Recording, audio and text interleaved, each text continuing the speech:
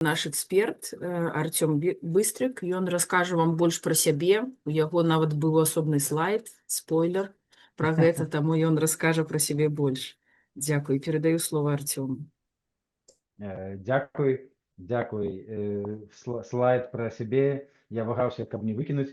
Добра, усім прывітанне. Сёння мы, як сказала моя калежанка, пачынаем великую справу, звязаную з Green Policy School. Але пакуль што мы спынімся на самым першым кроку. Гэта наш самы першы вебінар. Правяду яго я, мяне зовут Артём Быстрык, і наш вебінар прысвечаны энергетычным кааператывам ці шырэй энергетычным супольнасцям. Усяго такіх вебінараў будзе 3 маіх на гэтую тэму.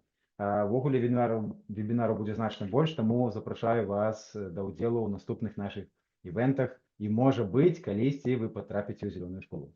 Але гэта яшчэ будзе не хутка. Добра, перайдзем да зместу. Запрашаю з сабой падарожжа. Значыць, калі мы гаворым пра сябе, пра наше звычайнае жыццё, пра кожны наш дзень, гэта пад'ём, усім закрэслена.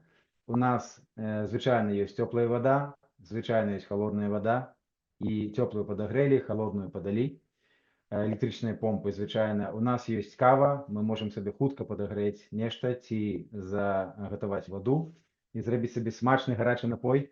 Наша лядоўня ўвесь час працуе, таму у нас ёсць свежая ежа, і нам не трэба проста зараз з ложку выбегаць і шукаць, щоб нам паесці. Ёсць таксама вада, ёсць каналізацыя, у нас заражаны тэлефон, гэта сувязь, наш гадзіннік пільнуе наш пульс, і таксама яго заражана батарэйка. Дзеці блізкія паехалі ў школу, все працуе, ліфт і асвятленне. І мы бачым, як...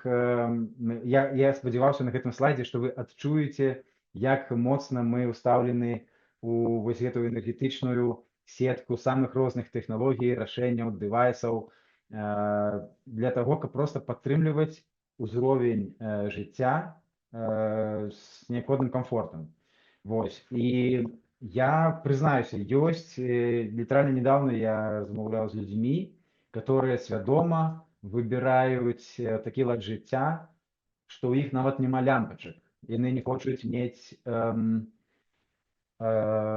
пластык, хоць які-небудзь у сваім доме. Яны не хочуць мець некія правады. Яны не хочуць мець разводку радыятараў па доме. То бок вельмі незвычайная пазіцыя, і відавочна, што чаканне ад камфорту там зусім іншае. Я прымаю гэтыя патрабаванні таксама, але я асабіста, мае блізкія і сябры, я думаю, все-таки прывыклі да пэўнага ўзроўня камфорта, і хацелася б знайсці рашэнне, як не пашкодзіць і застацца пры тым самым узроўні комфорта, у якім мы жывем зараз. Вось.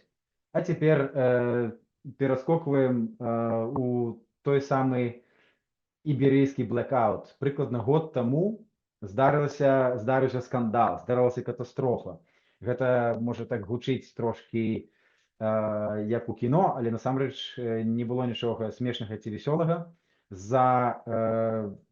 На той момант незразумела якіх прычын проста знікла агромная колькасць энергазабеспячэння ў двух краінах, Партугаліі і Іспаніі.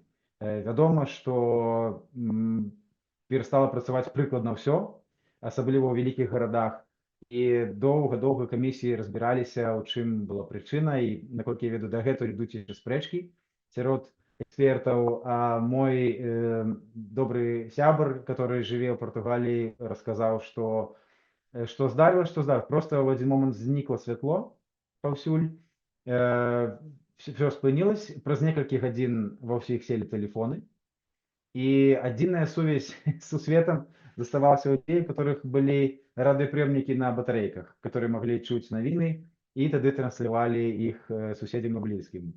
Яшчэ адзначыў, што зато пры гэтым калі нічога не працуе, ні тэлевізор, ні інтэрнэт, ні камп'ютер, ні нават лямпачка пачытаць кніжку ці газету, у такіх умовах людзі проста масава вывалілі на вуліцу і стары млад, і все разам праводзілі час і весялілі. Конечно, весёлага было мала для тых, у каго ўзніклі праблемы з-за гэтага. Я думаю, што лёгка сабе ўявіць, што за праблемы могуць узнікнуць у чалавека ў вялікім горадзе, у горадзе, дзе не працуе прыкладна ўсё. Я магу сказаць яшчэ маленькі, проста як ілюстрацыю са свайго ўласнага жыцця, калі у нас выключылі ваду на 1 дзень, просто не ішла вада ніякая. Першы час здавалася ерунда, у нас яшчэ былі напоўненыя нейкія ёмістасці вадой, потым яны скончыліся, і ўвечары стала сумна, вельмі некамфортна і трывожна.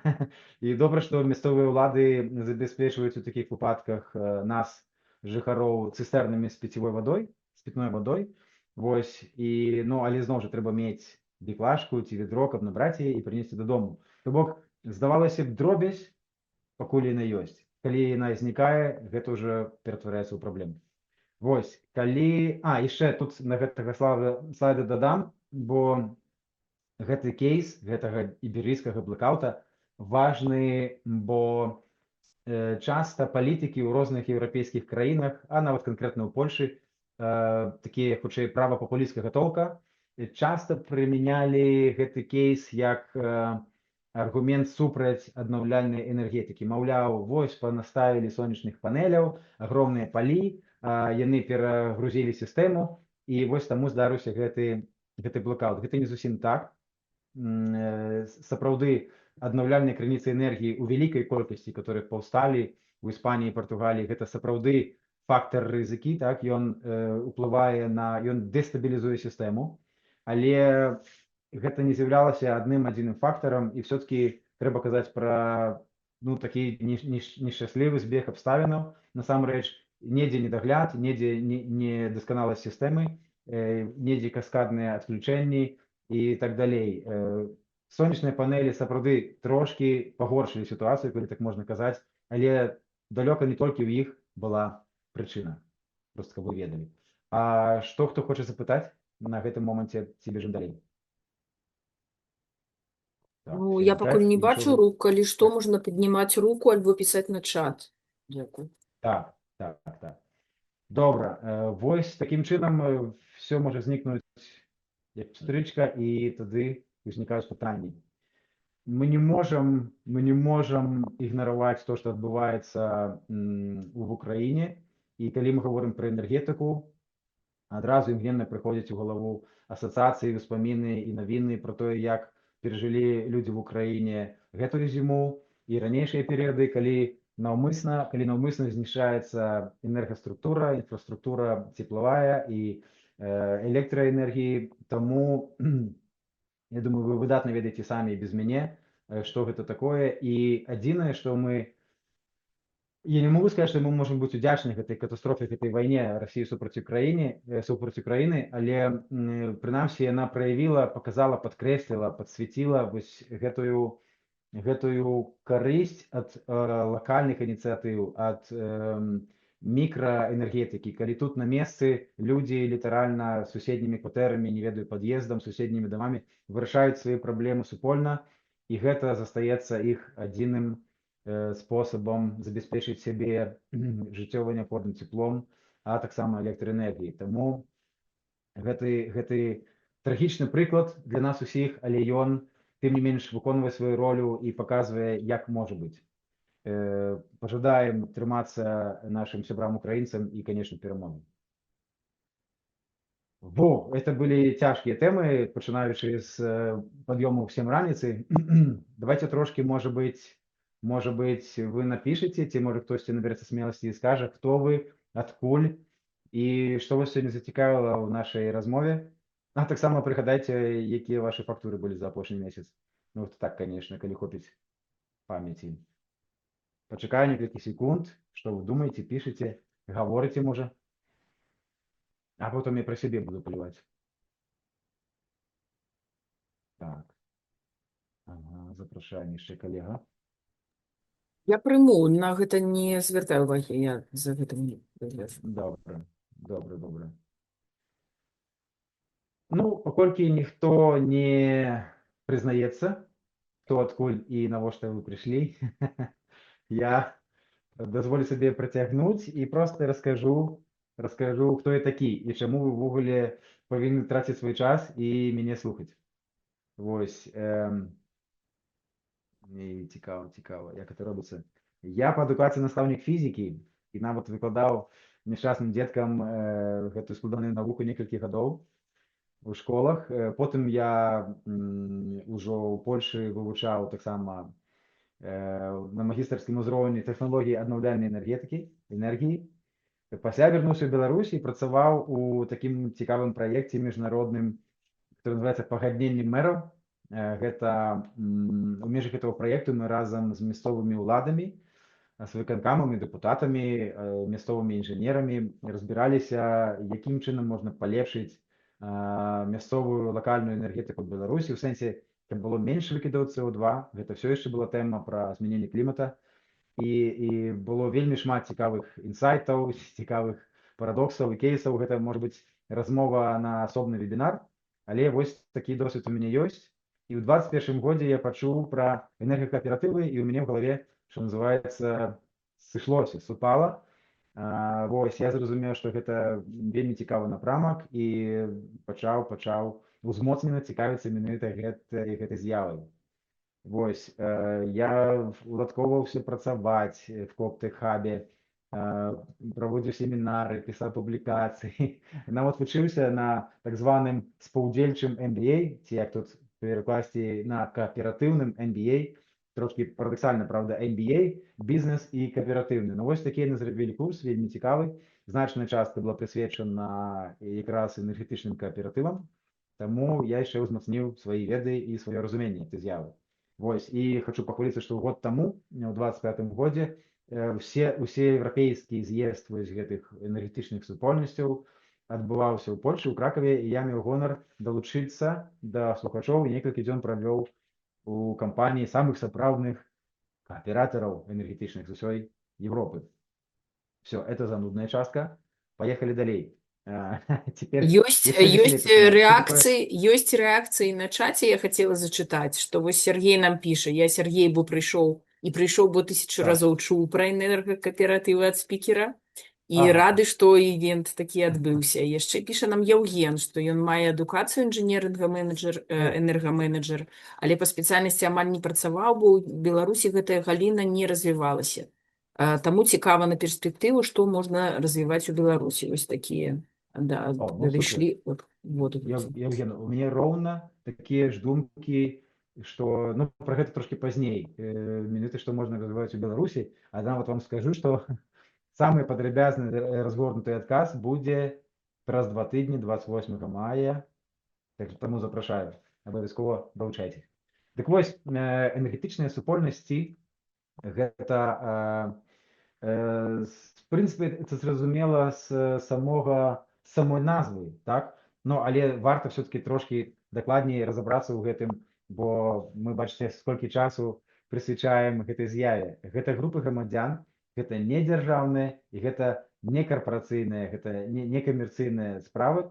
Гэта грамадзяне арганізуюцца, каб калектыўна дзейнічаць, значыць, збіраць свае рэсурсы, спалучаць свае высілкі, фінансы і прымаць нейкія калектыўныя дзеянні ў сферы аднаўляльнай энергетыкі, энергаэфектыўнасці, альбо і іншых дзейнасцей, звязаных з энергетыкай. Гэта значыць, што вось энергетычныя патрэбы ставяцца на першае месца, і людзі спалучаюць свае намаганні і рэсурсы, каб гэтыя свае патрэбы задаволіць. Вось. І яшчэ мне страшна падабаецца вось гэтых 7 прынцыпаў. Чаму? Таму што яны з 19 стагоддзя сябры. І гэтыя тыя самыя кааператыўныя прынцыпы, которые былі дэклараваны самымі першымі кааператывістамі і кааператарамі яшчэ ў Брытаніі. Пра гэта трошкі пазней, але зараз важна все-таки прагаварыць, на якіх прынцыпах працуюць энергетычныя кааператывы ці energy communities, энергетычныя супольнасці. Значыць, добраахвотнае і адкрытае членства. Значыць, што все там добраахвотна і можа далучыцца, і можна выйсці ў любы момант, толькі адпаведна падпісаўшы, вядома, пэўныя дакументы. Далей, найбольш часта падкрэсліваемая рыса сапраўдных кааператываў — один чалавек, один голас, дэмакратычны кантроль чальцоў членаў гэтага кааператыва. Маецца на ўвазе, што не можа так быць, што адзін з удзельнікаў, напрыклад, з вялікімі грашыма удзельнік кааператыва, пачынае ўплываць больш, чым іншыя. Неважна, хто колькі зрабіў унёскаў фінансавых, хто ўкладаўся часам, ці неяк яшчэ, кожны мае тое самае права пры прыняцці рашэнняў. Все астатнія прыбыткі, як всё разлічваецца, гэта ўжо асобнае пытанне. О, я бачу на чаце нешта. І што ж там? На чаце да М, нас яшчэ напісаў Іван, ён з Ага, Магілёўскай вобласці, з Касцюковіча, і ён цікава. цікавіцца аўтаномнымі кааператывамі ў плане вытворчасці ежы. Цікава, як зрабіць такую сістэму аўтаномнай энергетычна. Вось такое вось пытанне і Опа. Ці- пажаданне, альбо Цікава, чаканне. я попросив би добре, попрошу Івана зв'язатися і трошки більше розповісти. Я постараюся на третій наш вебінар, тобто праз 2 тижні, підрихтувати некілька ідей, некілька можливих рішень для витворчості їжі. І на от зараз мог би сказати, але трошки бракує часу. Дякую за питання. Едем далей. Значить, економічний уділ членів, гэта зразумела, кожны може скинуться по 10 євро альбо по 1000, і у залежності від гэтага тут трошки більше подобно на звичайну фірму. Некілька чоловік скинулися і потім ділять свої прибитки і свої дивіденди відповідним внеском. Гэта вже вирішається непосредственно при заключенні кооператива особними суполками по особку. Аўтаномія і незалежнасць. Просто не верце, што гэта было сказано ў 19 стагоддзі. Аўтаномія і незалежнасць ад дзяржавы і знешніх інвестараў, то бок не дзяржаўная і не бізнесовая тэма. Так? Гэта людзі для сябе і для іншых людзей. Што таксама выклікае скупую слезу ў мяне настаўніка, адукацыя і навучанне, прынцып існавання кааператыва для членаў і грамадства вакол яго. Таксама супрацоўніцтва паміж кааператывамі, сеткі і федэрацыі, я скажу трошки пазней пра гэта яшчэ. Вядома, існуюць федэрацыі энергетычных кааператываў па ўсёй Еўропе. Існуюць амерыканскія федэрацыі энергетычных кааператываў. Гэта ўжо існуючыя з'явы. Вось, і 7 пункт клопат пра супольнасць. То бок, яшчэ раз, зверніце ўвагу, калі ласка, сябры. У статуце, у прынцыпе дзеяння кааператыва запісана, што частка прыбытку ідзе на развіццё мясцовай супольнасці, на мясцовае развіццё. Ну, ці гэта не прекрасна. Схаваем скупую слезіну яшчэ раз. Значыць, калі проста сказаць 2 словамі, як кажуць 6гадоваму чалавеку, каб ён зразумеў, людзі разам валодаюць крыніцай энергіі, разам вырашаюць, што з ёй рабіць, і разам паміж сабой дзеляць прыбытак. Гэта вось такая з'ява. Што скажаце? Ці з'явілася ў вас хоць адна слезінка? Ці толькі ў мяне? Ну, я стрымаўся. Добра, пишите. Придите в голову что-нибудь, пишите. Идем далей. Значит, все-таки хоть пару слов про кооперативы, бо скажу шчыра, у мяне ассоциации с кооперативами были некие дзіўнымі, звязаныя з савецкімі фільмамі типу «Гараж», ці некія там вось таксама мутныя тэмы з 90-х гадоў. Насамрэч, калі я, конечно, давно уже гэта все прачытаў, для сябе даведаўся і вывучыў гэтыя справы, вось той знакаміты рочдейльскі кааператыў ткачоў. Так, 19 стагоддзе, змяняюцца эканамічныя адносіны ў грамадстве, і прыходзіцца стварыць гэтым людзям, прыйшлося стварыць новыя правілы гульні. Фактычна, так. Я не так добра ведаю перад гісторыю гэтага кааператыва, але ён аказаўся паспяховым, і кошты, па якіх гэтыя прафесіяналы прадавалі сваю прадукцыю, адрозніваліся ад тых, што былі на рынку, і яны змаглі паспяхова існаваць у тых умовах, якія былі ў 19 стагоддзі. Калі мы трошки пабежым далей па гістарычнай шкале, паспрабую вас тут не загрузіць на гэтым слайдзе. Калі будзеце засунаць, то вы мне там групніце, калі ласка, ў чат. Просто это вельмі цікава, насамрэч, такой рэтраспектыве усвядоміць гэту з'яву. Вось такія правобразы кааператываў ўжо былі у 19 стагоддзі, трошки пазней у наших грамадствах, я маю на ўвазе у грамадстве, которое жыло на тэрыторыі сучаснай Беларусі, ці сучаснай Украіны, ці сучаснай Польшы.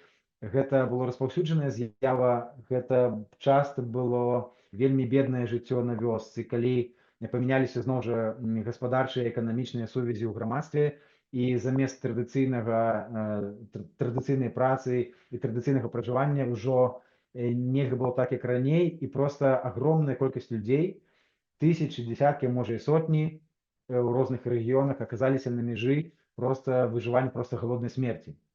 Про гэта нам расказваў прафесар на курсах MBA. Вось. І менавіта, што такая вось небяспека, так, рызыка, невядома як пражыць до конца месяца, прымусіла людзей аб'яднаць свае высілкі, аб'яднаць свае невялікія фінансавыя ресурсы. Вы можете сабе лёгка это ўявіць, калі скідваюцца 10 чалавек па невялікай суме, яны могуць купіць сабе, напрыклад, адразу больш ежы, умоўна зерна, по больш танным кошту, тому што гэта оптавая закупка, і далей можна прыдумаць яшчэ дзесяткі розных спосабаў, як, злучыўшы свае намаганні, можна вырашаць супольныя праблемы. Вось, і калі мы прыбежым трошки далей, але не так далёка, як напісана на слайдзе, я хацеў бы затрымацца перад рэвалюцыяй. Вось гэты перыяд, першых 15 гадоў 20-го стагоддзя быў проста рост самых неверагодных формаў супрацы, кааперацыі паміж людзьмі. Гэта і працоўныя артэлі, і спажывецкія кааператывы, і нейкія вытворчыя кааператывы. Самыя розныя і малочныя, і такія, і гэткія, карацей, можна доўга пералічваць то, што людзі змаглі прыдумаць на вось гэтай кааператыўнай падставе. І я скажу адзін цікавы факт, які мне вельмі так вось прымусіў задумацца. Тыя, хто з Беларусі, напэўна, чулі Белкооп-Саюз. Такую з'яву, такую арганізацыю. Гэта дзяржаўная арганізацыя ўжо зараз, которая валодае ўсімі крамамі дзяржаўнымі на вёсках, у маленькіх гарадках. Вось этой крамы Белкооп-Саюза ёсць паўсюль, такія спецыфічныя, так, дзяржаўныя. Дык вось, сябры мае, хачу вам сказаць, што нават на сайце гэтай арганізацыі, беларускім дзяржаўным, як бы, сайце напісана, што яна ўтворана летом 17-го году, то бок да бальшавіцкага перавароту. Так, уже Расійская імперыя скончыла сваё існаванне ў старым выглядзе, уже адбылася февральская рэвалюцыя 17-го года, але бальшавіцкі пераварот яшчэ не адбыўся. То бок можна сказаць, што Белкооп-Саюз больш старая арганізацыя, чым беларуская дзяржава. Вось гэта пасля Расійскай імперыі. Таму трэба цікава як-небудзь будзе зрабіць рэвізію і апдейт, што там напісана ў статуце Белкооп-Саюза в 17 годзе, 1917 годзе і 2026.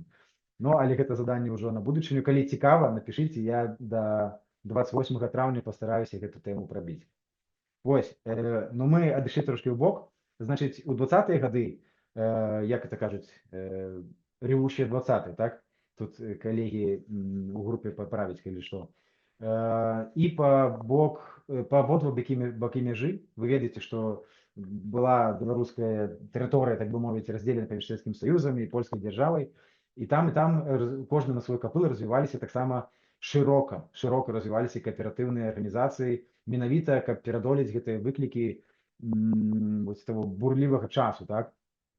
Некія сістэмы распадаліся, некія ствараліся, а людзям трэба жыць, людзям трэба выжываць, і вельмі шырока і вельмі эфектыўна вось гэта з'ява праявілася ў гэтыя гады. Ну, на жаль, прыйшлі гады 30-е, так як вядома ў гісторыі, і все стала горш, сумна. Формы захаваліся, вы ведаеце, што нават у савецкім праве, у савецкіх законах ёсць кааператывы, але, конечно, ніякага самакіравання, самавызначэння і тыя 7 прынцыпаў, которые мы чыталі раней, з 19-го стагоддзя, яны, конечно же, не выконваліся, гэта было просто номінальна. У 90-е гады зноў узнік, по-моему, в 1988 годзе быў прыняты закон яшчэ ў Савецкім Саюзе пра кааператывы, і яны таксама зноў пачалі развівацца, зноў пачалі з'яўляцца новыя формы, і у тым ліку злаякасныя. Напрыклад, у самым канцы Савецкага Саюза ці ў пачатку 90-х на прадпрыемствах, на вялікіх заводах кіраўніцтва, дырэктары часам маглі стварыць невялічкі кааператыў на 3-4 асобы, каб па спецыяльных коштах закупаць прадукцыю, прадаваць па рыначных, і такім чынам маглі агромныя грошы зрабіць хутка і цалкам легальна. Ну, канешне, гэта потым было прыпынена, і нават былі канкрэтныя забароны рабіць дырэкцыі прадпрыемстваў уступаць у такія кааператывы. Карацей, каб пазбавіцца ад такой вот, як это называется, забыўся слово, неважно, вы зразумелі. Вось, але што адбывалася ў гэтыя часы у еўрапейскіх краінах далей на поўнач, далей на захад, калі мы, напрыклад, возьмем Данію. І таксама прыгадаем паліўныя крызісы ў Еўропе 70-х, 80-х гадоў, калі ёсць славутыя фотаздымкі, калі па аўтабанах нямецкіх шырока вядомых пеша ідуць людзі, бо ці едуць на ровары, бо няма паліва для аўто. У гэтыя часы пачынаюць стварацца абсалютна сваімі сіламі, людзі пачынаюць шукаць грошы, шукаць магчымасці і рашаць для сябе гэтыя праблемы, але для гэтага мы пойдзем, пра гэта падрабязней трошкі пазней раскажу. Вось, і нарэшце надышоў 21 стагоддзе, і чаму мы далі асечку ў 2018 годзе, з'явілася дырэктыва RED 2, што менавіта пра, конечно, не толькі пра гэта, але у тым ліку у тэксце гэтай дырэктывы было прямо сказана чорным па белым, што энергакааператыў Energy Community гэта права, гэта магчымасць для кожнага грамадзяніна краінаў Еўразвязу. Вось, і як вынік мы бачым тысячы, больш за 10 тысяч па ўсёй Еўропе паўстала такіх энергакааператываў, Energy Communities, все-таки это трошки розны сэнс. Вось, і больш за 500 на дадзены момант, по-моему, 530 на сёння зарэгістравана ў Польшы. Што цікава, у 22 годзе, калі толькі я пачаў прыглядацца, хто займаецца гэтай тэмай тут у Польшы, я патрапіў на такі семінар, дзе толькі вось знаёмілі нейкіх найбольш актыўных грамадзян з этой з'явай энергетычны кааператыў, як можна рабіць, як можна разлічыць мадэлі і так далей. Прайшло 4 гады неполных, іх уже больш за 500, а на той момант было, можа, 1 ці 2, у прынцыпе. Я вам хочу сказаць, што за мінулы 25 год з існуючых 500 энергакааператываў запісалася 300 з нечым. Ужо ў гэтым 26 годзе больш за 100 кааператываў зноў новых з'явілася, так, яшчэ паўгады не мінула. То бок мы бачым, мы назіраем, што непасрэдна ў Польшы, ў гэтай краіне адбываецца выбуховы рост энергетычных супольнасцяў. Пра гэта таксама трошкі пазней раскажу больш. Вось такая гісторыя ад англійскіх ткачоў да польскіх кааператараў. Вось. Давайте яшчэ трошкі адступім крок назад. Прабачце, можа якія-нибудь пытанні когосьці ёсць, хто там любіць гісторыю, каму трэба штосьці паўтарыць ці падрыхтаваць на наступныя серыі інфу. Пішыце, не саромейтесь. Значыць, чаму аднаўлялка, чаму энергакааператывы так важныя зараз, на мой погляд, я паспрабую вас пераканаць у гэтым, што такое just transition і з якім соусам яго ядуць. Значыць, скажу шчыра, я экалагіст, мае каштоўнасці уключаюць у сябе клопат пра нашу планету, пра навакольнае асяроддзе, пра нават клімат, калі так можна казаць гучна, у тым сэнсе, што, як кажуць, ведаеце, пра ўстойлівае развіццё, каб нашым дзецям засталося хаця б тое самае, што мы атрымалі самі. Хаця все менш і менш веры, што так мы зможам зрабіць, але я хацеў, каб мы захавалі гэту планету такой, як атрымалі самі. Вось, і калі кажуць пра 1,5 градуса, апошнім часам уже казалі пра 2 градусы, што маецца на ўвазе?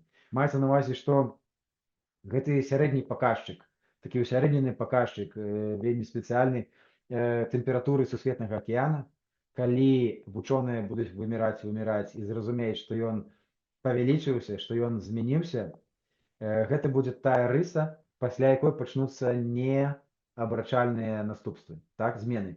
То бок наша вся эта огромная система, биосфера так зменится, что мы повинны будем призвычайвацца до нового свету, як бы это ни гучало. Что хочу сказать, калі я 10 гадоў таму займаўся гэтай тэмай, назіраючы на то, што адбывалася ў Беларусі, то ўжо тады беларускія кліматолагі, беларускія навукоўцы сцвярджалі, што год за годам паўтараецца рэкорд у том сэнсе, што сярэднегадавая тэмпература была вышэй за всю гісторыю.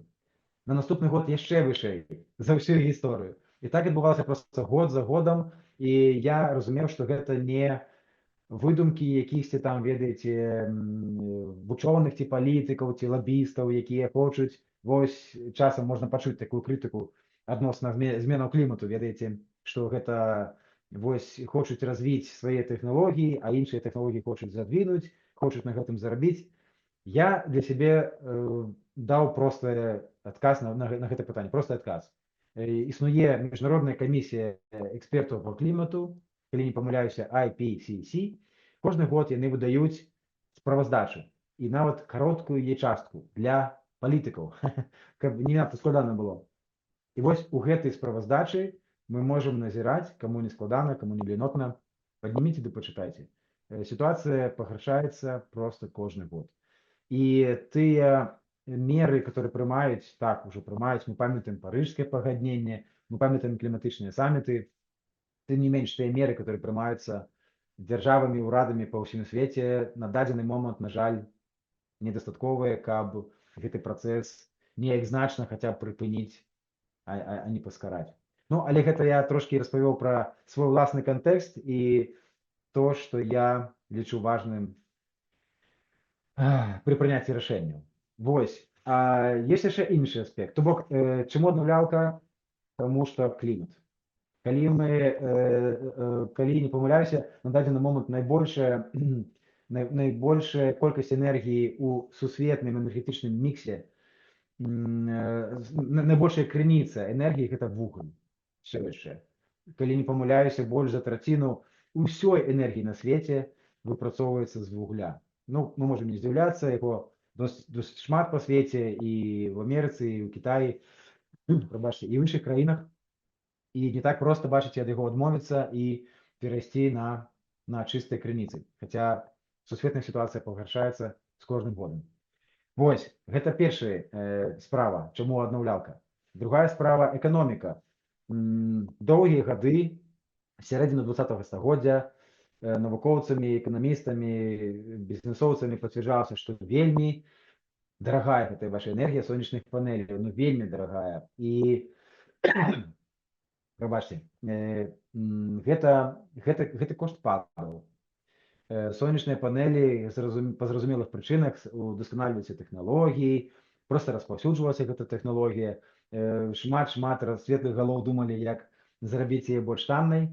Такім чынам гэты графік паніжаўся, а кошт паліва, которое мы выкапываем, так, выкапневага паліва, то бок, зноў, угля, газу і нафты, перадусім, тры асноўныя, ён все-таки рос. Таксама гэта быў збег, напэўна, фактараў і палітычных, і эканамічных, і нейкіх рацыянальных, прыродных. Я думаю, што проста колькасць патрабавання так вырасла, што яна перавысіла хуткасць знаходжання новых крыніц гэтых выкапневых відаў паліва. І вось нарэшце ў 2020 годзе гэтыя графікі перакрэсліліся у тым сэнсе, што энергія, которая прадукуецца з сонечных панеляў, стала танней і назаўсёды, чым энергія, которая выпрацавалася з угля ці газу.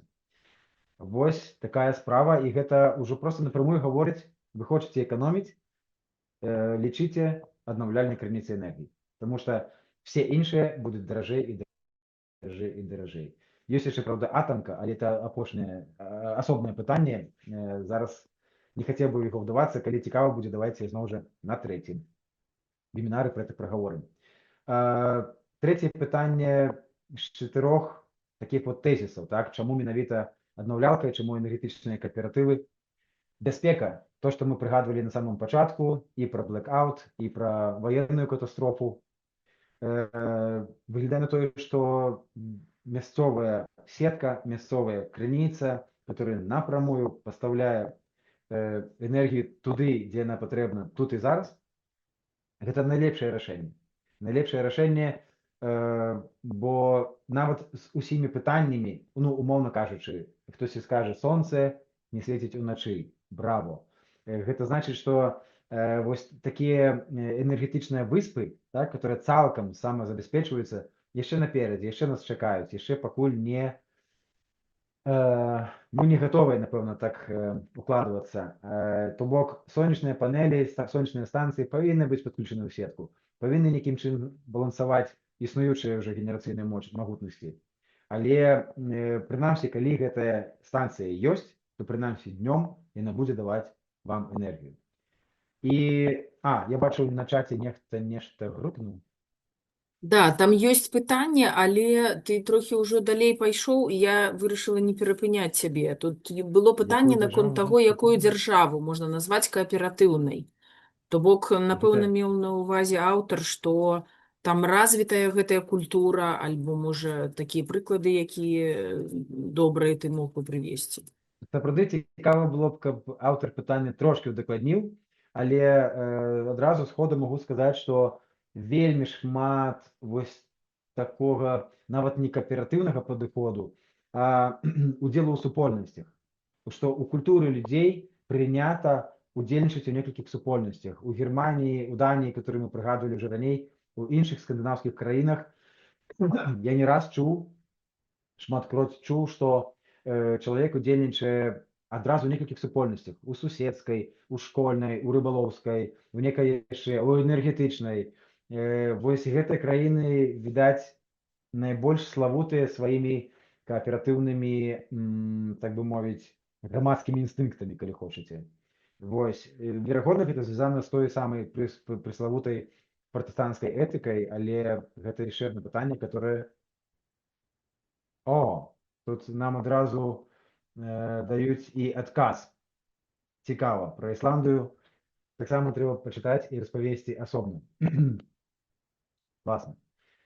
То я дазволю сабе вярнуцца да апошняга з чатырох вось гэтых прычын, па якіх я лічу, што энергакааператыў — гэта рашэнне сучаснае, як бы вельмі своечасовае і патрэбнае.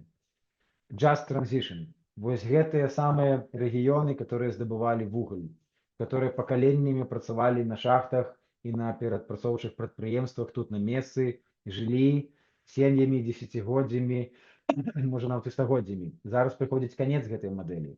Гэта можна назіраць у Польшы, гэта ўжо адбываецца у іншых еўрапейскіх краінах, у Германіі і іншых, дзе вугальныя рэгіёны мяняюць свою, так бы мовіць, спецыялізацыю, так?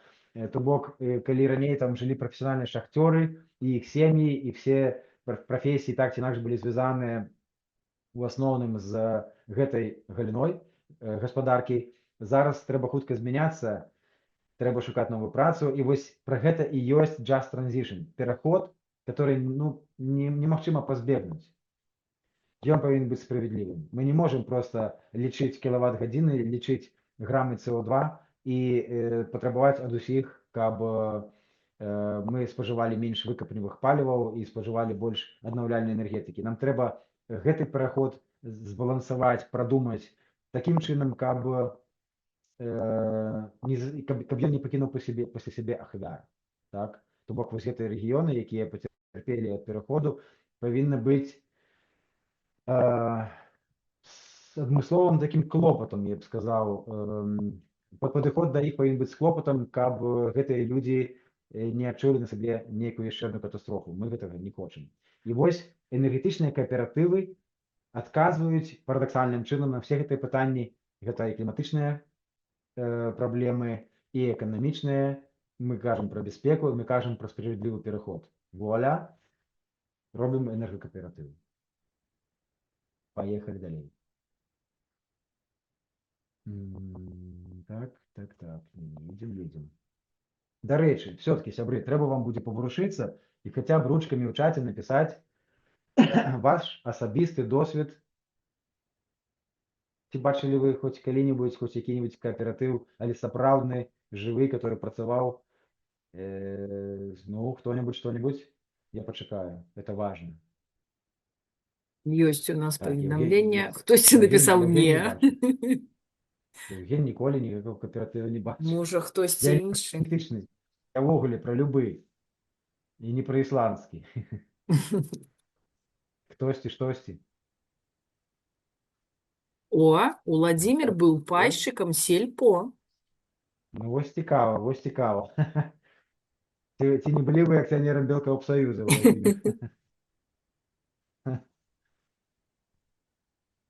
Добра, калі все астатнія прамаўчалі, то дазволю сабе перагарнуць слайд.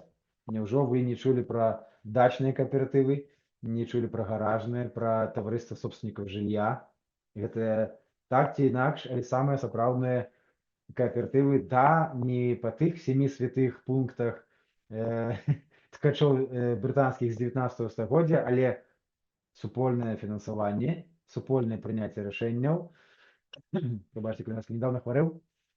І гэта кааператывы, которые можна лічыць як прыклад, который працуе. Ён працаваў у Савецкім Саюзе, ён працуе ў сучаснай Беларусі, і гэта, в прынцыпе, можна, чаму я іх прыгадваю, чаму я ўвогуле прашу вас падумаць, ці вы калісьці сутыкались.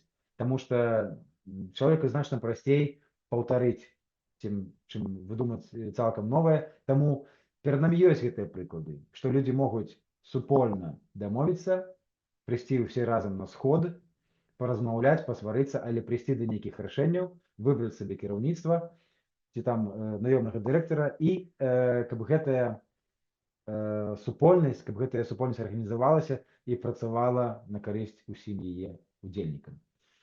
Вось пра пайшчыкаў сельпо, это, конечно, я так разумею, што это нешта кшталту спажывецкага кааператыва, калі вы скидываліся грашамі на закупку прадуктаў па ніжэйшых коштах. Мы скидываліся грашамі, а ў канцы года атрымоўвалі дывідэнды, звычайна ў выглядзе нейкіх тавараў.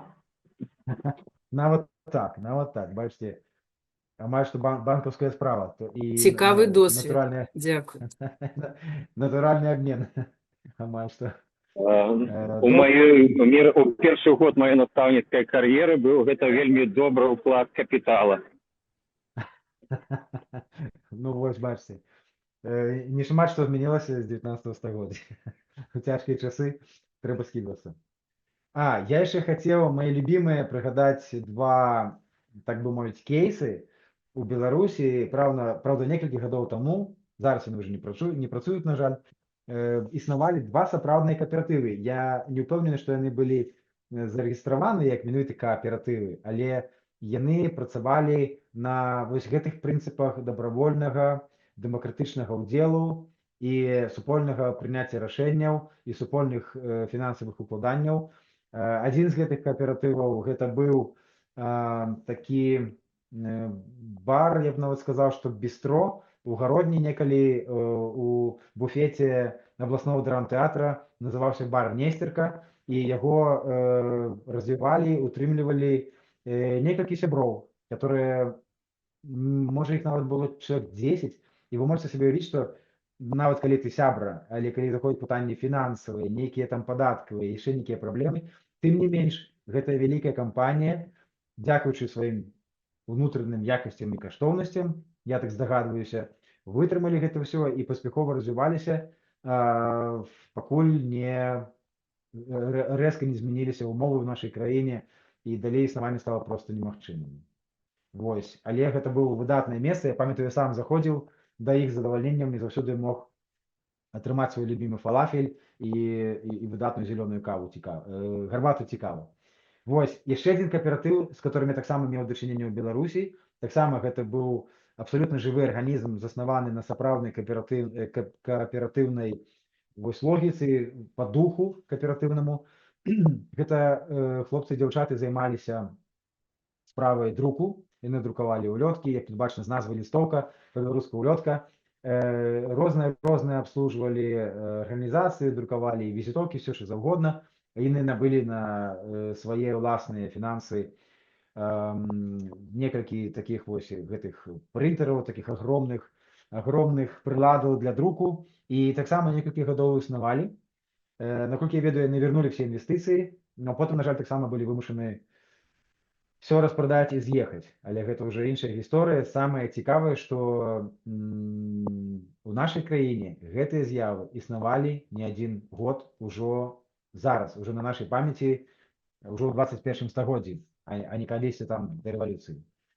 Вось, едзем далей. Як працуе гэта, вось, я прыгадваў, што ёсць Еўрапейская федэрацыя энергетычных супольнасцяў, Energy Communities, RESCOOP, вось тая назва, што вы бачыце на слайдзе. У яе ўваходзяць сапраўдныя энергетычныя кааператывы, у кожнай краіне іх ёсць некалькі, некаторыя з іх уваходзяць у агульную федэрацыю, некаторыя не. Ёсць яшчэ іншыя панеўрапейскія арганізацыі, прысвечаныя энергетычным супольнасцям. Але канкрэтна, калі казаць пра гэтыя краіны, такая як Данія, гэта вядомая, хто цікавіцца ветравой энергетыкай, вядомая гісторыя, як тыя ж самыя фермеры ці сельскія жыхары у Даніі пачалі самастойна, без дапамогі дзяржавы, без дапамогі буйнога бізнесу, карпорацый, усталёўваць ветракі, так, скідваючы на свае ўласныя грошы, прыцягваючы інвестыцыі, і да 80% на той момант ўсёй ветравой энергетыкі было ў прыватных руках, менавіта невялікіх вось такіх груп, самых сапраўдных Energy Communities. І то, што пасля гэтага такога руху з'явілася сусветна вядомая фірма Vestas, гэта ўжо нават просто такі цікавы вынік, але ніхто яго не загадваў спецыяльна. Вось, калі мы гаворым пра Германію, гэта таксама пачалося яшчэ з 80-х, гэта было даволі шмат інвестыцый. Вы бачыце, што я знайшоў інфармацыю пра 900 энергакааператываў. Тут я все-таки мушу сказаць такую рэч. Калі я працаваў у Беларусі ў сферы энергетыкі, мы параўноўвалі на нейкім семінары ці на нейкім дакладзе кошты энергіі у Беларусі і ў суседніх краінах. І я дагэтуль памятаю, што суседнія краіны, такія як Польша і Літва, паказвалі кошт у 3 разы больше, чым у Беларусі. Маецца на ўвазе за кілават-гадзіну, который мы плацім у рахунку. Краіны такія як Германія, ці там яшчэ далей, маецца на ўвазе на поўнач, в скандынавскіх краінах каштавалі ў 7 ці нават у 10 разоў больш, чым у Беларусі. І калі мы разважаем пра колькасць Energy Communities, которые кожная з іх разлічвала бізнес-мадэль, разлічвала бізнес-план, колькі інвестыцый трэба ўкласці, па якім кошце мы будзем гэту энергію спажываць, па якім кошце будзем прадаваць лішкі у сетку ці нейк іначай, і колькі гадоў будзе інвестыцыя вяртацца. І вы можете зразумець, як разумныя людзі, которые прыйшлі паслухаць такую цікавую тэму, што чым даражэй каштуе энергія для спажывальнікам, тым прасцей, тым хутчэй вяртаецца інвестыцыю ў любую вось энергазберагальную ці аднавяльнай энергетыкі і тэхналогію. Вось, таму таксама маем на гэта маем пры сабе такое разуменне, што гэты фактар моцна ўплывае. Але пры гэтым, я хочу сказаць, кошты, як толькі вы робіце энергакааператыў, як толькі вы усталёўваеце правілы, па якім вы выкарыстоўваеце то, што выпрацавалось, то, што засталося, і то, што лішняе, то, што не хапае, як толькі вы гэта збалансавалі, вас ужо, асабліва калі ўжо вярнуліся інвестыцыі, вас ужо не вельмі цікавіць, а можа зусім не цікавіць кошты энергіі на рынку. І пра гэта сведчыць канкрэтныя кейсы, калі ўзнікалі перабоі, в сэнсе перапады коштаў на энергію за апошнія дзесяцігоддзі, чальцы энергакааператываў у Германіі, для іх не мянялася нічога. Яны па-ранейшаму існавалі на правілах свайго энергакааператыва і нават як бы не надта перажывалі за агульнаеўрапейскіх тэндэнцый. Вось, калі мы гаворым, ідзем далей, прыходзім да нашай суседкі Польшы. Дарэчы, сябры, мы ўжо амаль гадзіну, калі будзе нудна, цяжка, сумна, вы кажыце, я што-нибудь придумаю. Польша, значыць, як зараз выглядае на практыцы вось стварэнне спаўдзельна энергетычна. То бок, па-польску гэта сапраўды энергетычны кааператыў, хаця ёсць некалькі падобных з'яваў, некалькі падобных відаў арганізацый. Напрыклад, ёсць обывательская спалечнасць энергетычна, то бок грамадзянская энергетычная супольнасць. Она адрозніваецца ад энергакааператыва, але больш падрабязна мы гэта абмяркуем праз тыдзень, калі я хацеў бы больш часу прысвяціць прынцыпам існавання энергакааператываў менавіта ў Польшы. Але на дадзены момант, проста калі коротка сказаць, у 90% выпадкаў, наколькі я ведаю гэту тэму, выглядае так, што мясцовае кіраванне, тут ёсць такія jednostki samorządu terytorialnego, tak? Адзінкі вось этой структуры самакіравання разам з мясцовымі жыхарамі, часцей за ўсё разам з мясцовым фермерам ці іншым бізнесам сельскагаспадарчым утвараюць энергакааператыў, і найлепшае развязанне, і гэта дазваляе, цікавы такі аспект, на дадзены момант вельмі шмат самажондаў вот этого самакіравання польскага панаставілі сабе сонечных панелей, каб вось адпаведна зніжаць выкіды СО2, каб эканоміць і каб быць больш устойлівымі. І толькі калі яны уступяць у энергакааператыў, маючы свае панелі, бок падпісаўшы адпаведную дамову з мясцовымі жыхарамі, як я ўжо казаў, з бізнесам і так далей, толькі ў тым выпадку тэрмін вяртання інвестыцый, которые яны ўжо зрабілі, выглядае падобна на чалавечы, там 5-7 гадоў. Калі яны не вступаюць у энергетычны кааператыў, яны працягваюць вяртаць гэту інвестыцыю па іншых правілах, па іншых рыначных коштах, і гэта ўжо выглядае значна горш. Некаторыя эксперты сцвярджаюць, што без уступлення ў энергетычны кааператыў самажонды не вернуць свае інвестыцыі ніколі. Але гэта трэба ўжо правяраць з калькулятарамі, з лічбамі ў руках. Так ці іначай, як я ўжо казаў неаднаразова, сёння гэта тэма бурна, выбухова падобна развіваецца ў Польшы і пазычым поспеху нашым суседзям. Я скажу толькі коротка пра Бельгію, просто што гэта вельмі падобная гісторыя пра Германію і Данію. Невялікія суполкі, гэта таксама выгадна, бо кошты энергіі дастаткова высокія. Культура стварэння супольнасцяў у гэтых грамадствах, відаць, адпавядае, і энергетычныя кааператывы ствараюцца без нейкіх там перашкодаў. Таму нічога дзіўнага, што дзесяткі тысяч людзей нават у гэтых невялікіх краінах, я пра Бельгію, далучаюцца да энергетычных супольнасцяў. І гэта можна толькі вітаць. Спадзяваўся, што ўжо канец. Добра, жартую. Сябры, што вы скажаце мне напаследак, калі я запытаю вас, што вам не падабаецца, якія рызыкі, калі вы уяўляеце сабе беларускае грамадства, ці нават польскае грамадства, што можа пайсці не так? Што вам муляе вока у гэтых казках пра дацкіх фермераў, которые паставілі 80% ветраэнергетыкі ў краіне? Я трошки пачакаю, а вы, можа, там пакапаецесь у самых цёмных кутках сваіх душы і скажыце, што вам тут не падабаецца? Якія рызыкі і бар'еры могуць з'явіцца? Трэба змяняць усю сістэму. Прагніла. Так, это 100%. Это 100%. А яшчэ? Допустим, сістэму змянілі. Так, пытанне ёсць у чаце, так, пачакайце. Пытанне ад Таня. сябра украінца.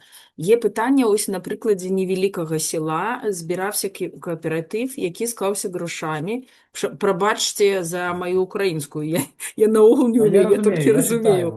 Так, купіў, набыў земельную дзелянку, дизельный генератор вялікай моцнасці, закупіў кабелі, праклаў кожнаму учасніку кааператыва свой кабель.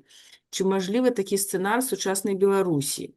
Пользоваться электрикой от сети или частной? Выбор каждого. Во время чрезвычайной ситуации будет доброе решение, хорошее решение, а также полностью перейти на электрику от кооператива. Тут, наверное, и питание, и вопрос, и в той же час некий отказ. Уже Артем. И питание, и вопрос. Карацей, я могу адказаць, што на дадзены момант па цякучым заканадаўстве у справе энергетыкі Беларусі перадаваць нават ад генератара проста па кабелю ад прыватнай суполкі да прыватнай асобы нельга, забаронена, немагчыма. Для гэтага гэты продаж, гэтая паслуга, гэтая працэдура патрабуе ліцэнзій, патрабуе дзяржаўных таких вельмі жорсткіх патрабаванняў, і гэта на дадзены момант немагчыма. То бок, парадаксальна, у Беларусі ты не можаш, напрыклад, павесіць добры генератор і там раскласці кабелі, як вот прапанаваў наш сябр з Украіны. Калі стаіць сонечная панель, і яна питае твой уласны там акумулятор, ты не можаш перакінуць кабель праз плот суседу, это будзе парушэнне заканадаўства. Таму, што тычыцца гэтага пытання, і таксама папярэдняга каментара ад спадара Владзіміра, найбольшы выклік гэта менавіта сістэма заканадаўства. То бок, як з'ява энергетычны кааператыў увогуле не сустракаецца ў беларускім заканадаўстве, тым не менш, я пра гэта буду расказваць праз пару тыдняў, тым не менш, як арганізацыя кааператыў, конечно, прапісаны. Ёсць у законе вытворчы кааператыў, і тут трэба быць, каб развіваць гэтую тэму, нават зараз у Беларусі, я перакананы, што это магчыма, трэба праяўляць пэўную вынаходлівасць, гнуткасць і разглядать те кейсы, которые не связаны с непосредным стварэннем сетки локальной, так? Ни тепловой, ни электричной. Але тым не менш, як пытаўся Іван маркетолог, для прадукцыі ежы, напрыклад, я зараз просто фантазірую, ёсць кааператыўны сад яблонь, з іх збіраюцца яблыкі, тут же на месцы стаіць установка, которая робіць адразу свежий сок, который, в свою чаргу, запітана ад сонечнай станцыі побач з гэтым садам. Я просто зараз намаляваў фантазію. Гэта кааператыў? Кааператыў. Таму што ёсць супольная крыніца энергіі, і гэтыя ўладальнікі сада маглі скінуцца на эти сонечныя панелі ўсе разам. Яны выкарыстоўваюць іх супольна. Гэта энергетычная патрэба. Можна яшчэ прыдумаць, дарэчы, некалі я пачуў сярод украінцаў такі прыклад. Некалькі суседзяў, гаспадароў, которых, напрыклад, котлы падоўжнага гарэння на драўлянай шчапе. Яны могуць набыць одну вялікую шчыпадрабінку, которая дазваляе з хвороста ў лесе, умоўна кажучы, ці з нейкіх адходаў драўляных зрабіць пэўную колькасць шчыпы, паліва для котлоў, і выкарыстоўваць яго супольна, па чарзе, ці все разам, ці зрабіць агульны склад. Гэта таксама не звязана з непасрэдным стварэннем сеткі энергетычнай ад чалавека да чалавека. Але гэта супольнае валоданне, супольнае фінансаванне, гэта энергетычная патрэба і гэта энергетычны кааператыў. Вось такімі звілістымі сцежкамі мы будзем разважаць пра будучыню энергакааператываў у Беларусі, паўтаруся 500 раз, на трэцім вебінары праз 2 тыдні, 28 мая. А пакуль быццам бы адказаў на ваши пытанні. І яшчэ ніхто не напісаў. Дзякуй за адказ. Дзякуй за пытанні.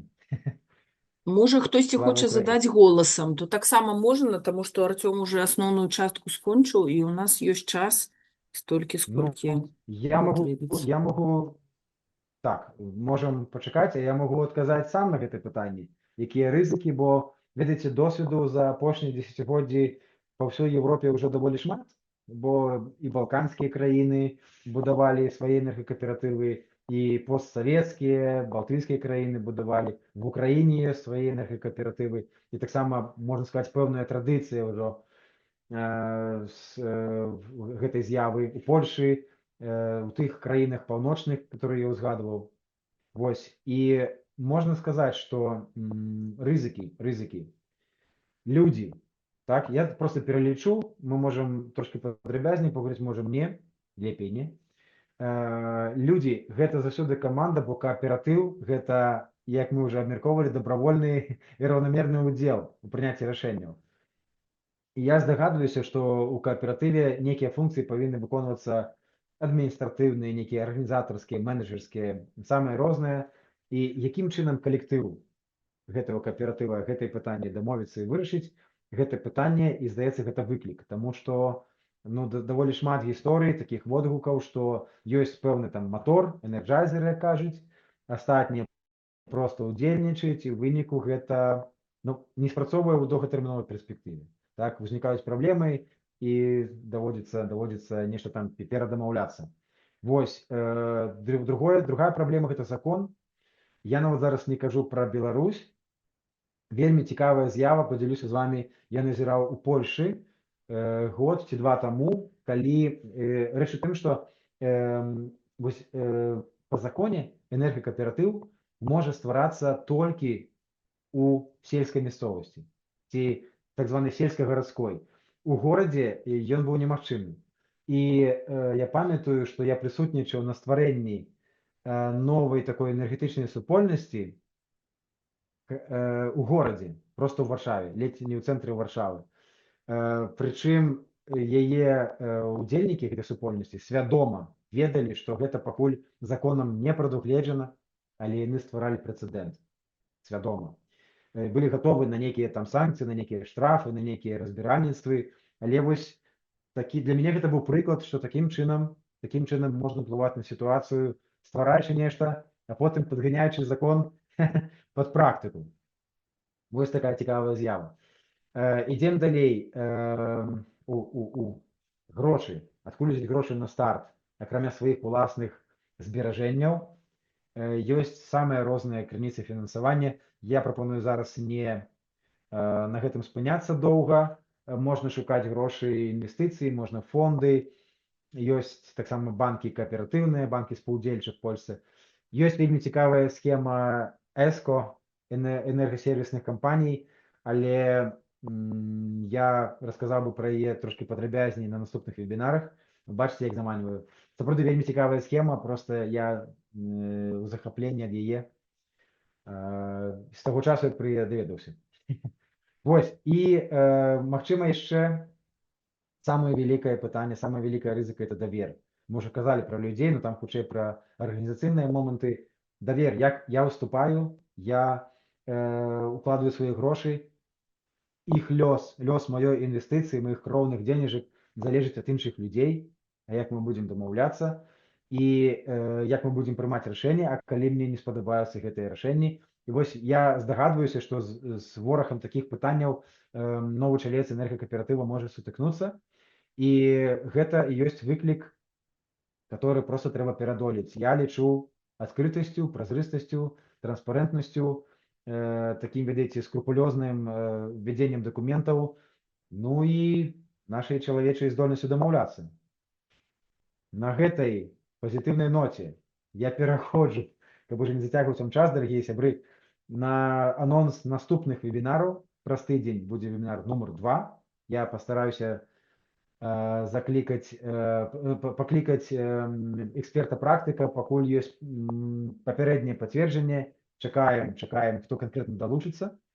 А праз 2 тыдні, 28 мая, зноў жа ў чацвер, тут такі самы час, мы будзем абмяркоўваць, што ж нам рабіць у нашай родненькай Беларусі зараз і потым. Артём, пачакай, есть яшчэ пытанне у нас на чате. Гэта пытанне: участие в таком кооперативе что дает в итоге? Можно ли рассматривать это как инвестицию? Вот такой вопрос.